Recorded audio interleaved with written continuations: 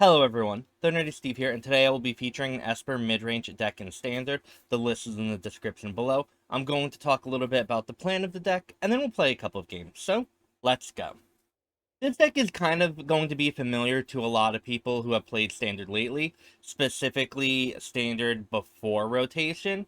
We have a card, Kaito Shizuki, which really hasn't seen that much play this Standard when it was very, very popular previous to rotation. So Kaito, along with Wedding Announcement, are these 3-drop permanents that can create creatures and then generate card advantage after many, many turns of having them out. And that's kind of, along with Raffine, which is a 1/4 creature that can loot away whenever you attack with a creature, right? These 3 cards are kind of the core mid-range aspect of this deck. These are things that can come on turn 3. They're not aggressive 2-drop creatures, which we do have.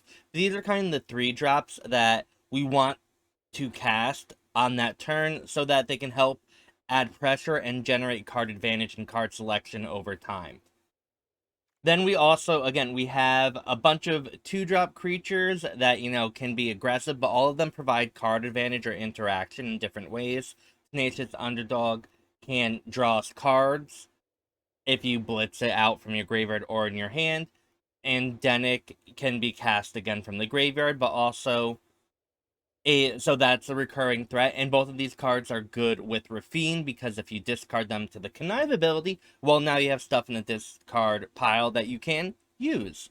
And then we also have Cathar Commando, which goes along with, destroy evil as ways to interact with problematic enchantments or artifacts. And then we have our removal and counter magic. So that's everything going up to our 3-drops. And then at 4-drops, we have, the powerful Wandering Emperor, which, is carded or creature removal, and it can generate creatures that can kill your opponent over time. And we have Sheoldred, which is, anyone who's played Standard lately knows that Sheoldred is just a really, really meaningful 4-drop that can not only kill your opponent very, very quickly with, the clock of 2 damage, an extra 2 damage per turn, but with Raffine and the connive ability, you can very easily, if Sheoldred lasts a full turn cycle, gain tons of life and put yourself out of reach to other aggressive decks. And then we also have Ertai as just kind of like, not a random way, but as a way to interact with any creature on the battlefield or any spell or activated ability or anything. So that's kind of what this deck is doing. We want to add pressure to the board, early on, and then kind of control the game as we get incremental advantage from, Wedding Announcement, Kaito. And with Raffine triggering, we get the very, very specific card selection so we can find the answers that we really, really want to hopefully destroy what our opponent is doing and then go over them and win the game. Maybe, I don't know, but that's the plan, so let's get to it. I'm going to keep this hand. We have our 2-drops, but we don't have a 3rd land yet for Raffine, which can be a little scary. So what I'm going to do here is not do anything so we can keep up Make Disappear. And if our opponent doesn't do anything, then we can flash out Cathar Commando. If we didn't have the Cathar Commando, we would have had to probably either cast Dennick or Tenacious Underdog, because we didn't want to waste our mana if we didn't end up Make Disappearing. And we really want to have a creature, so if we draw a land, we can start Raffining. And now we'll see what our opponent does. Alright, and we did that. And now I do want to get Raffine out onto the battlefield. And obviously our opponent could have counter magic or removal. And that's just something we have to deal with, right? But I'd rather force our opponent's hand there. And our opponent didn't do anything, so we can just attack. And what I'm going to do now is just hold up our Make Disappears and make our opponent have something that stops us from winning. Because right now we will win in 4 more turns. And I'm okay with that. Fateful Absence. That's fine. Because we get to draw a card if our opponent doesn't do anything. And if our opponent does do something, we get to make disappear.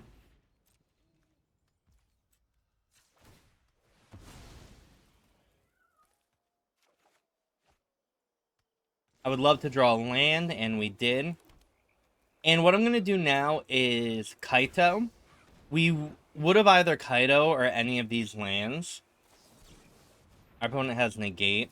The reason why I'm Kaitoing is Kaito is using more of our mana, but we still get to keep up and make disappear. And I think that's important. Because now if we draw another land, we can do Dennick and Tenacious Underdog and keep up make disappear mana if we want to.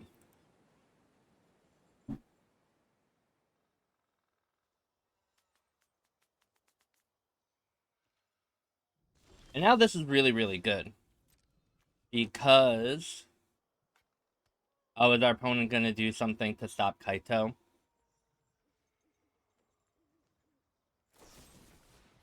And I am very okay with that. It looks like our opponent might be a more control Esper list. I'm assuming there's a lot of bigger threats coming.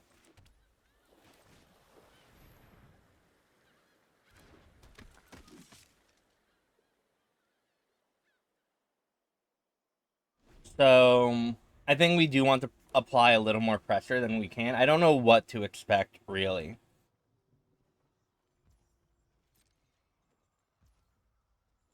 And the reason why I didn't Underdog to keep make disappear is because we're going to Wandering Emperor here.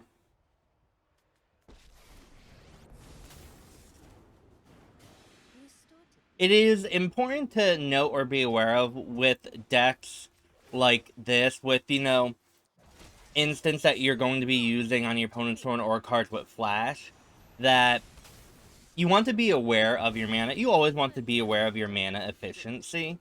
But really this game, I've been very, very cognizant of, if I cast this turn, what does that leave me available to do next turn? So if I Tenacious Underdog, right, that means I can still Wandering Emperor or make disappear an Infernal Grasp. But I'm not going to Tenacious Underdog because I'm kind of afraid of a board wipe. And if our opponent does do a board wipe, we can still Wandering Emperor and then Tenacious Underdog. But we can, right now, make disappear with Casualty and sack that. And we still have the Wandering Emperor up.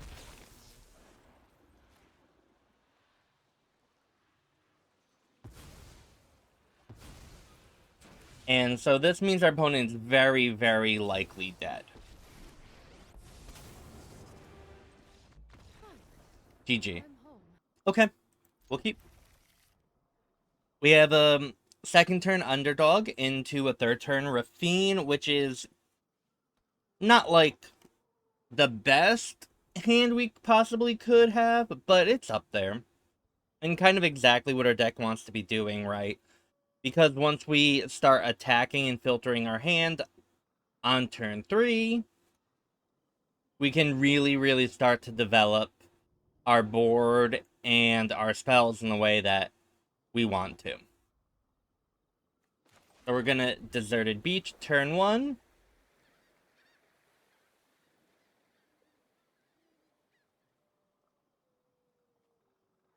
Followed by an Underdog with the Swamp.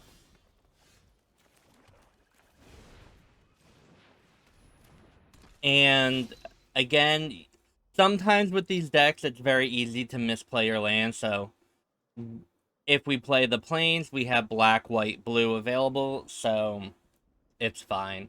But often, if you're a little reckless and a little careless, you can kind of not look at the mana you have available and just lose the game.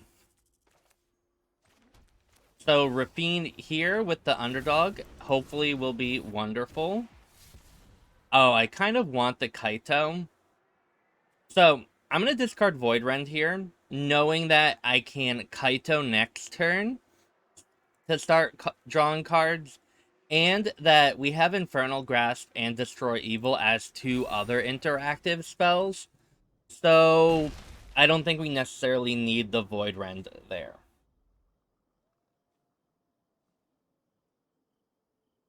That's my thought. And hopefully I'm not wrong.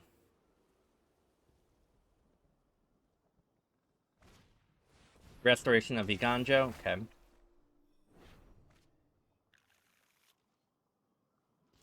Alright, so this is kind of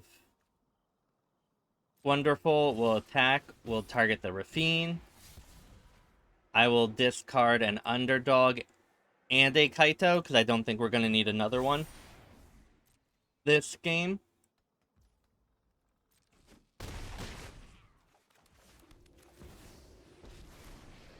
And we will draw. I should have waited to play my land until after I cast Kaito and activated it, because maybe I would have played the Raffine's Tower.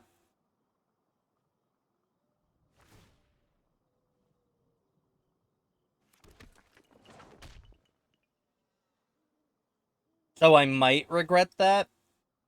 Who knows? I don't yet. Another Restoration of Eiganjo that our opponent can then...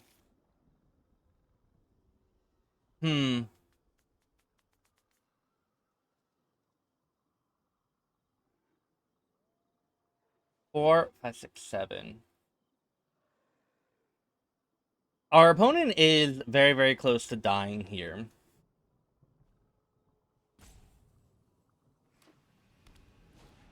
Alright, Weaver of Harmony, okay. Because with Tenacious Underdog, it could have very easily been a lethal attack next turn.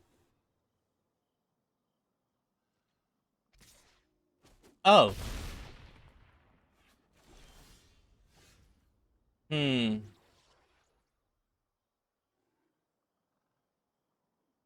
Three...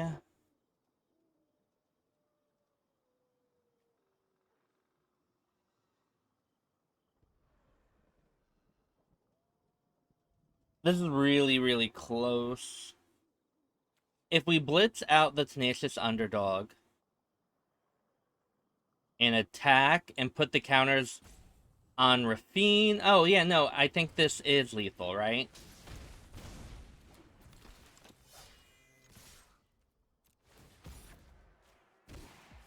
Because even we know that we have 3 spells to discard. So our opponent takes 9, and it's lethal. GG. Oh, wow. I thought about that a little too long. Or I overthought it. GG. So, sadly we don't have... Just kidding, we have an untapped land on turn 2. This hand is amazing. I was considering mulliganing it because we didn't have a turn 2 play, but turns out we did because I knew I was going to draw a land that was untapped.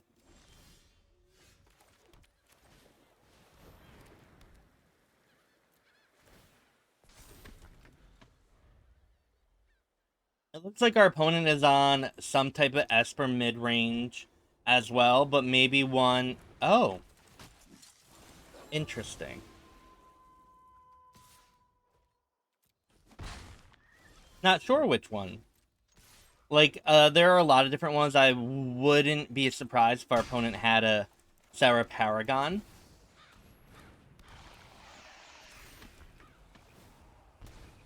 To replay the Spirited Companion or Brutal Cathar. But there's a lot of different ways that our opponent's deck could go.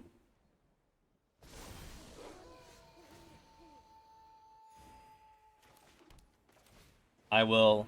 Wedding announcement.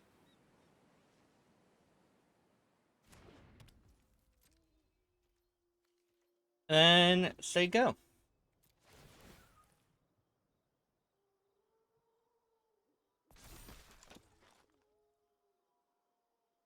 Because I have no idea what to expect.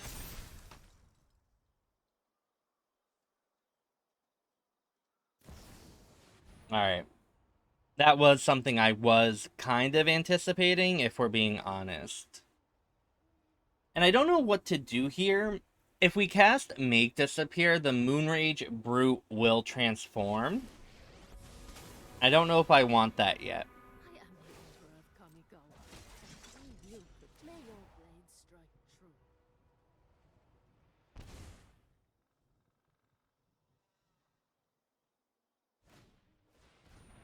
true. Dennick.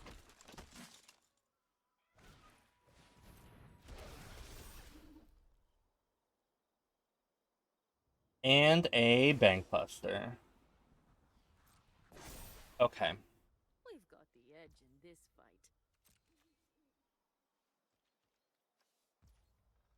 I think I want to kill the Bankbuster here.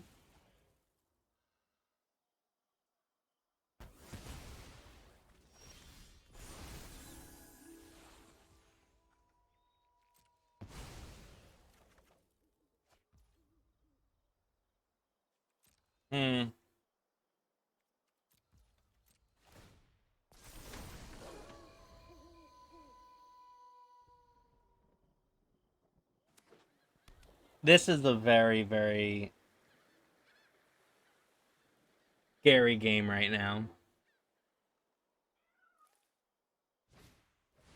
The Golden Argosy.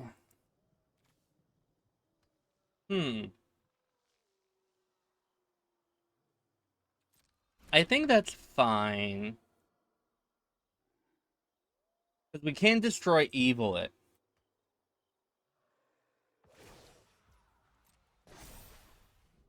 I have got new moves to teach you.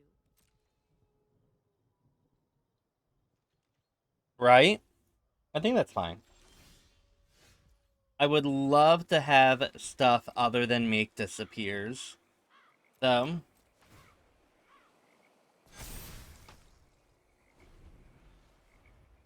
And this Moonrage Brute is destroying us.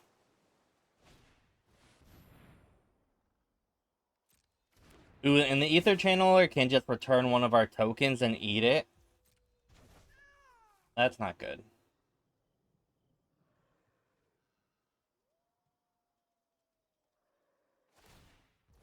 It looks like our opponent is a Golden Argosy deck.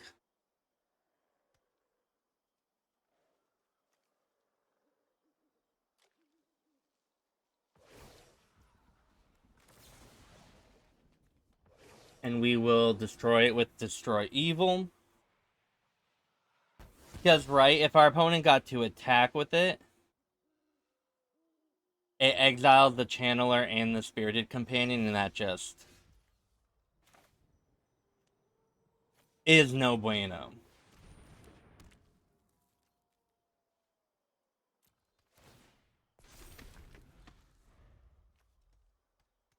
Again, we just can't really attack because our opponent just eats a token for free with the Moonrage Brute, and Dennick eats another one, gains 3 life.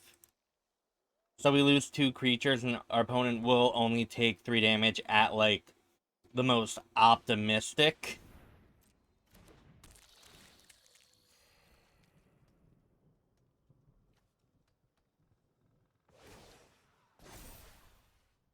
Show them how we greet our enemies. Okay.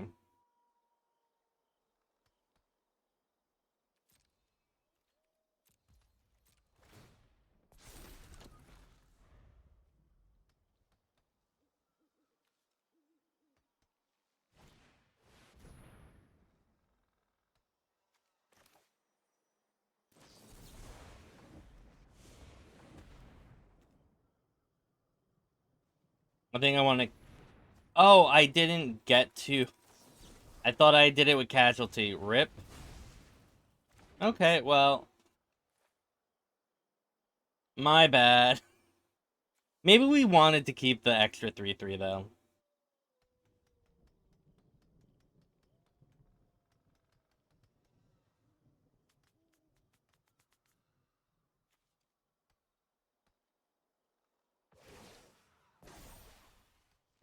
Strike fast and strike hard. Hmm.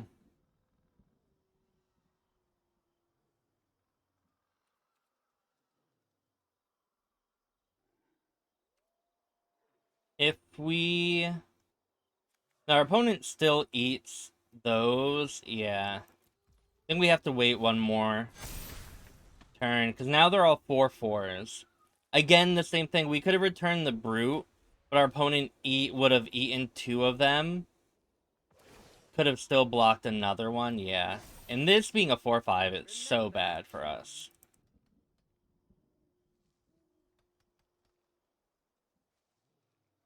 The Wandering Emperor has been doing a lot of work, because we weren't able to kill it early on.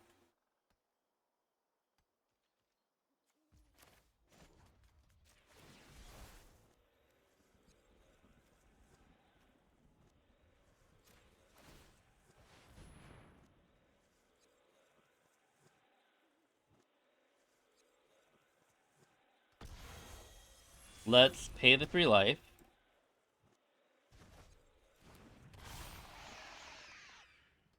Because we also have to be aware that it is going to come down as the Moonrage Brute next turn.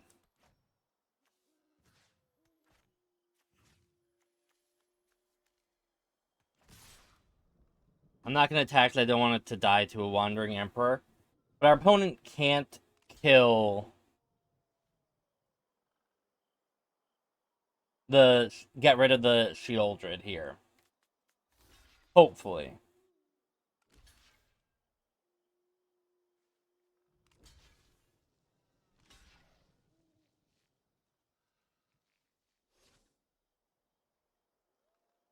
Depending on what our opponent does and casts here, we get to make this appear.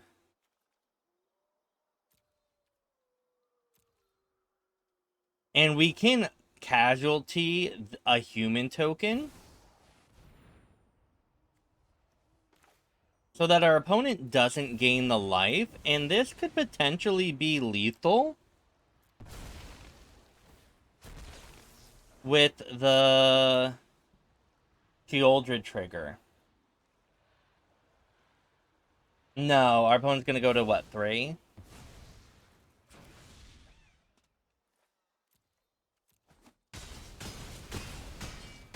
Oh no, our opponent's dead. Okay. GG. Well, everyone, thank you for watching me play some Esper mid-range in Standard. I love this deck. It is great, it is consistent, and it is powerful. And I also think it gives you enough agency and choices where a lot of your games feel like they come down to specific decisions you make. And I always really, really like decks that have that feeling when you play them, right? And one of the cool things about this type of shell, there are definitely lots of cards and ways you can change the main deck. And this is a deck I found somewhere that was either given to me or online for best of 3.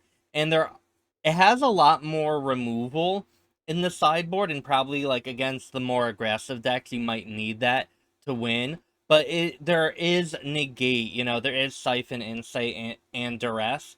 And those could potentially be brought into the main deck if you're facing decks that those cards are good against. One of the really cool things about Raffine is that you're able to loot away cards that aren't really good in the matchup. So you can have, if you feel that Destroy Evil or Ertai just aren't holding up their weight in the games that you're playing, you can switch them for cut downs or a Duress.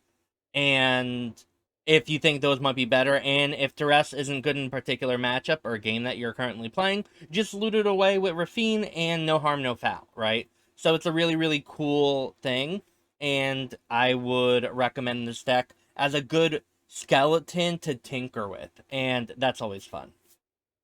With all that being said, if you haven't already, like, comment, subscribe. That's a great way to help support me in this channel. I also stream live at twitch.tv/thenerdysteve, and I also do coaching at Medify. All those links are down in the description box below.